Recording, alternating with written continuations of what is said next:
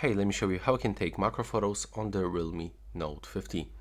So when you go into this smartphone camera and go for the more modes, you cannot actually find the dedicated macro mode. Take a look, it's actually not available anywhere. So I can highly recommend you to grab your phone, remember to get actually the good lighting condition, and if I want to take the macro photo of this mascot, I should actually keep my phone like this and try to use the zoom feature. So I have to zoom in, for example, like this. There we go. And now I can try to catch the focus in the place where I want to actually capture.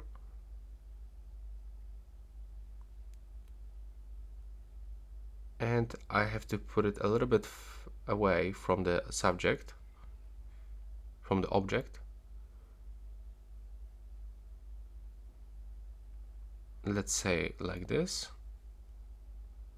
And now I can capture the photos while holding this smartphone steady, because there's no optic image stabilization, so the smartphone is shaking, and that's how it looks after the post-processing. So as you can see, we can actually find some details, especially right here, some pieces of the dust, but this is actually not high resolution lens on the back, so this is actually the reason why it doesn't look good.